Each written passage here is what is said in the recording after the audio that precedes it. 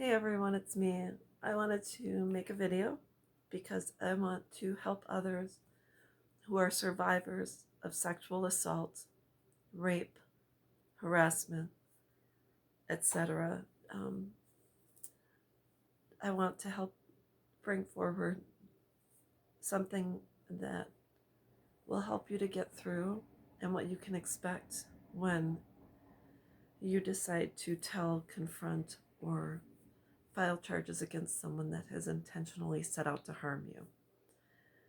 Now, to make this, I'm going to ease into it. So let's talk about the fact that, let's say you're a parent and you have 3 children, and the kids are just hanging out, and you've opted to go into the bathroom and just take a little break, or you have to do your makeup or whatever the case. So let's say you have cameras set up around your house, and a little baby camera or whatever the case, and you see on camera that your 4-year-old has gone into the kitchen, gotten into a bag of flour, and thrown the flour all over the place, and decided to invite his siblings in for a flower party. And you know who started this flower party. You know that you're going to be walking into a mess, and you're going to have to say who did this. So let's say you walk in there and you say to your 3-year-old, hey, did you get into the flower? And he'll say no. And then you'll ask the 4-year-old, and did you get into the flower? And the 4-year-old's going to say no. 4-year-old is going to say no because he doesn't want to get into trouble and whatever the case may be, but he doesn't want to suffer the consequence or repercussions of his actions. Now let's move on to something serious when it deals with sexual assault. So let's say in the case of Brock Turner, there were 2, I believe, young men that walked upon him raping that girl, and I think they were able to stop the rape. I'm not really quite sure, but they were able to cease it from going on. And I believe anytime, regardless of DNA, video evidence, witnesses, etc., the perpetrator will always say, no, it wasn't me, it was consensual, etc. So you have to understand, when we look at it, we have to understand human nature. We have people who are truly kind, compassionate, empathetic, and all that good stuff. Kind of people where if I'm in a grocery store and I walk backwards away from the rice or the eggs, and I accidentally bump into someone, I'll turn around, and it's within me to say, oh, I'm really sorry, apologize. And then you'll have other people who live dual or split personalities or dual lives, where part of them, and around certain people, they're kind, they're nice, cool, outgoing, funny. They might serve in their church or on school board, hold a position of power, be fathers, mothers, brothers, people that have been decent to certain people. They might be a good neighbor, and they have people that believe that they're kind and good and, good guy, nice girl, etc. But yet their split personality is where they also live to harm other people. So they will perpetrate, they will plan, they will keep evidence of their crimes, etc., journals, etc. They seek out to harm other people, but yet they seek out to harm very few compared to people that they are nice to. So maybe they have a certain number of victims compared to the fact they have, 20, 30, 40, 200 friends on Facebook, whatever the case may be, but they have people that can substantiate how great they are. So that's why it's so hard initially to believe when you have the Bill Cosbys of the world, or Larry Nassar, or Jeffrey Dahmer, or whomever has been found to have committed crimes against certain individuals. So when we look at that, and you yourself have been the victim of sexual assault, or in my case, I was raped while I was serving in the U.S. Army. And I did not talk about my crime for initially 10 years. Then, after 10 years, which is now 20 years in the making, back in 2010, I started talking, and finally filed with the U.S. Army for my claim, and basically fortunately, had to go through a lot of appeals and stuff to get through my situation. And last year I filed my rape with the local police department and the military, the base I had served on. And I decided to do that because I wanted to get it in the books, because this person had served time in prison for a subsequent rape, and I wanted to add it to his file. But yet it had been past the statute of limitations, so it's not like this person could have served time in prison for the crime, nor would he ever face a consequence for his action. So initially it was to get the rape in his file, and deep down inside, I was hoping one day to get an apology and to get a sense of closure, acknowledgement, anything that would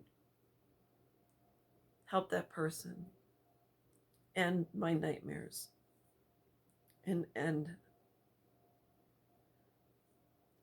all of everything and bring it to life so I could put it to death.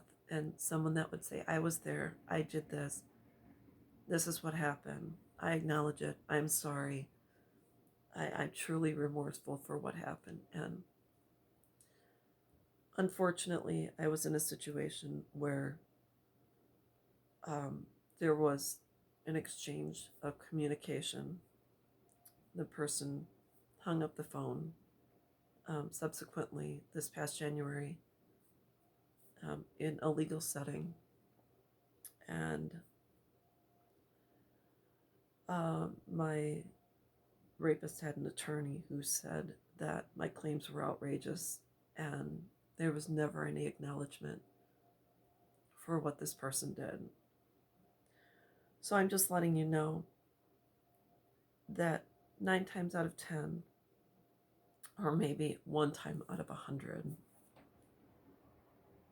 whatever the case, it's a greater majority, you will never, ever get. So let's say 99 times out of 100, you will never, ever get the person that harmed you to admit, apologize, and show remorse for what they've done.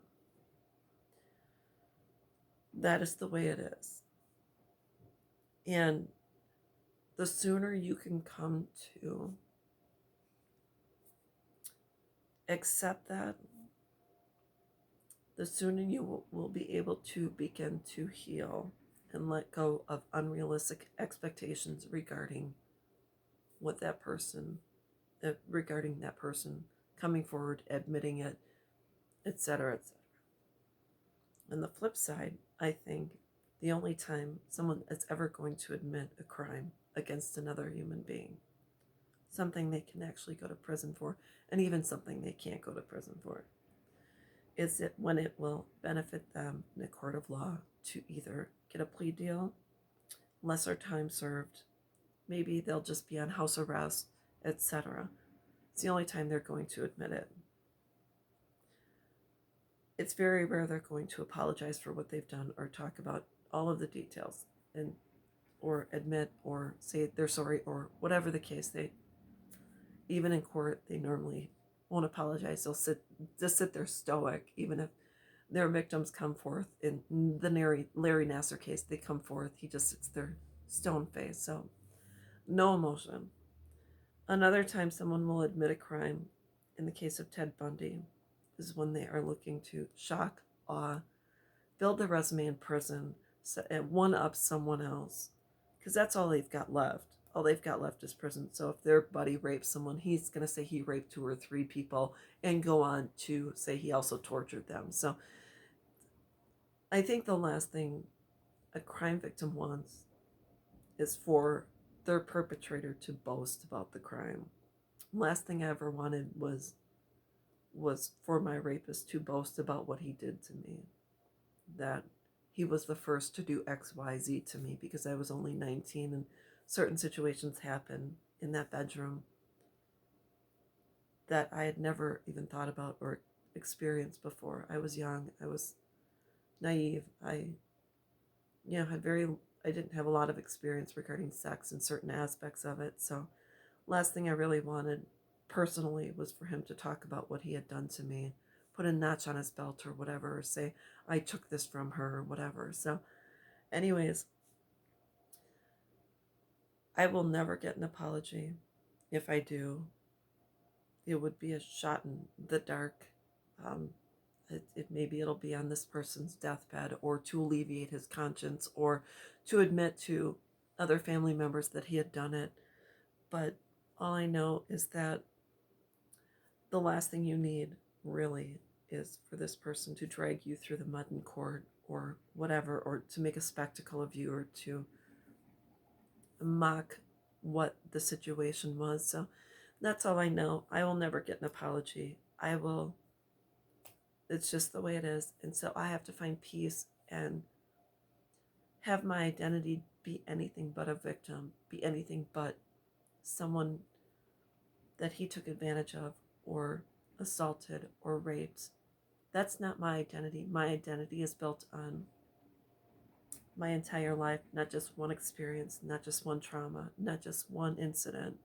So therefore, don't allow your rapist or someone who's harmed you the opportunity to control the rest of your life. It controlled me for 30 years, and I have been to therapy. I have done a lot of work on my own, but slowly but surely I am putting my pieces back together, and I make these videos to help other people. But you may never get an apology. You will never probably get an "hey, I'm really sorry" remorse. I don't know anyone who's ever sat down in the same room with their rapist where the rapist has acknowledged just simply face to face. So that's all I know. So that's what you can expect. Hopefully, if you ever go to court to face your rapist, you will understand that this is a possibility.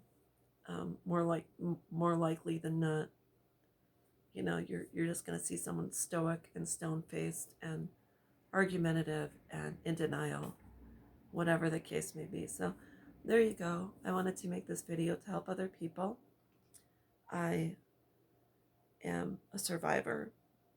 I walk this life and I have my own things going on, but hopefully this can help someone else. And through me speaking about my experience, I believe I am helping others who have suffered or will suffer after me. So anyways, that's all there is to it for today, but I hope everyone has a good day, and we'll talk with you soon. Bye-bye.